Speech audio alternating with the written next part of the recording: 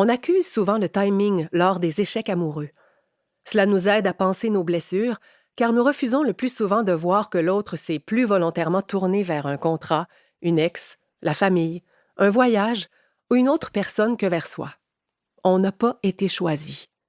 Tout pour minimiser le sentiment de rejet et, sans doute, notre part de responsabilité dans l'échec. On accuse le timing parce qu'on aurait tant voulu que ça marche et qu'on peut difficilement admettre que l'autre n'était peut-être pas notre autre. Et si parfois le timing était le bon, et l'autre, le nôtre? J'avais passé la dernière année dans un sas, une antichambre à l'abri de l'extérieur, des chagrins, des nouvelles amours.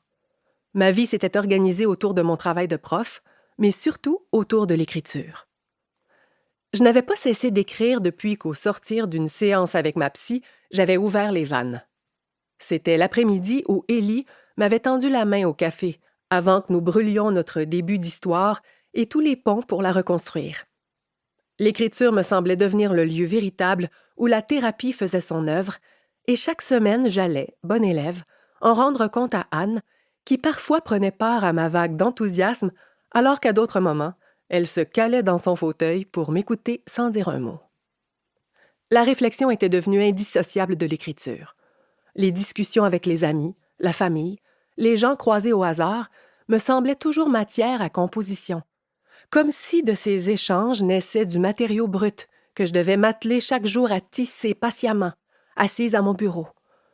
Je sentais parfois physiquement le besoin pressant de rentrer chez moi pour écrire à partir des bribes évanescentes, à partir des notes rédigées en toute hâte dans mon carnet. L'écriture, le fait de transformer chaque aventure, chaque expérience en matière à penser, avait aussi eu pour effet de m'alléger, de diffracter la pression liée à la rencontre de l'autre. C'était peut-être ce que je cherchais dans l'écriture, le motif fondamental de la rencontre. Partir à ma rencontre. Il m'était arrivé à plus d'une reprise d'interrompre un rendez-vous pour prendre des notes ou pour rentrer écrire. La rencontre était mon laboratoire. Ma dernière fréquentation, Stéphane, avait fait figure de sésame magique grâce auquel j'expérimentais une légèreté nouvelle. On avait passé une partie de l'été à se fréquenter selon les règles de l'art. Pique-nique dans les parcs, balades à vélo, concerts, festivals. Montréal était notre terrain de jeu et notre insouciance me donnait bonne mine. Un dimanche, après la rentrée, on était en train de bruncher parmi d'autres couples. Ceux qui s'étaient formés la veille comme ceux qui se quitteraient en fin de journée. Là de simuler une affection qui n'existait plus. Aussi, comme chez les autres couples, Steph jetait des coups d'œil à son sel et cherchait à me montrer toutes les niaiseries qui m'échappaient parce que je n'y trouvais aucun plaisir. Il a braqué son sel sur moi pour me montrer la photo Tinder d'une yogi qui exécutait un arbre parfait, les doigts pointant vers le ciel et le nombril à découvert.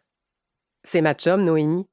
Pour continuer à écouter ce livre audio gratuitement, cliquez sur le lien dans la description et vous pourrez l'écouter en entier sans frais grâce à l'essai de 30 jours d'Audible.